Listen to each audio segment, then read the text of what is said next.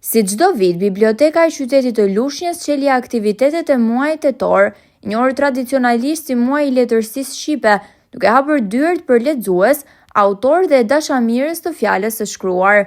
Takimi i parë për këtë vit nisi me një bashkëbisedim të veçantë me shkrimtaren Edlira Gorrea, një atmosferë të ngrohtë dhe frymëzuese, ku letërsia u kthye në urlitëse mes brezave. Në këtë aktivitet morën pjesë intelektual të qytetit, nxënës, mësues, poet dhe lexues të apasionuar. Pjesë e këtij aktiviteti të muajit të letërsisë ishte prezente edhe kryebashkiaka e Lushnjës, zonja Riselda Sefa, e cila përshëndeti të ftuarit dhe poetën në këtë muaj të rëndësishëm të letërsisë shqipe. Ndërsa fjalën hapse e mbajti Elizabeta Metushi, specialiste e librit pranë bibliotekës së qytetit, e cila solli në vëmendje rëndësinë e këtij muaji për kujtesën kulturore kombëtare, duke evokuar figurat e mëdha të letrave shqipe si Migjeni, Fishta, Kadare, Dritëroa Golli e të tjerë. Përmes një bashkëbisedimi të lirshëm, Gorrea ndau me publikun reflektime rreth krijimtarisë së saj, sfidave të shkruarit dhe rëndësisë së leximit në formimin personal dhe shoqëror.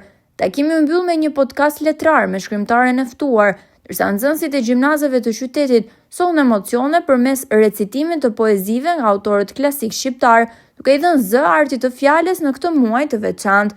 Biblioteka e Lushnjës do të vijojë me aktivitete të ngjashme gjatë gjithë tetorit, një festë të bukur për librin, gjuhën dhe letërsinë shqipe. Muaji kur fjalët flurizojnë. Le ta ndjejmë fjalën si një gjethe që bie ngadalë, por që mbjell mendime të reja. Tetori i letërsisë dhe arteve, tetori roz, tetori kur bijnë gjethet, por është edhe tetori i çlirimit të Lushnjës. Kështu që ky tetor i bekuar sot në bibliotekë e përkujtojmë dhe kemi përgatitur një aktivitet letrar-artistik. E ftuar në këtë aktivitet është poetja e njohur lushnjare Edlira Gorrea. Ky gur është ora që sheku i tregon tek e tek, mbi fushën e tij me rrudha dheu. Diku shënoi 14 shekuj e 50, kur lindi këtu Skënderbeu. Në dorë, një orë, sekondat, minutat dhe orë tregon. Ky gur i bekuar rrëfen mes rrudhave shekujt. Tiktakun e tij, a e dëgjon? Shënoni rreth shekujt që rrjedhin nga mjekujt.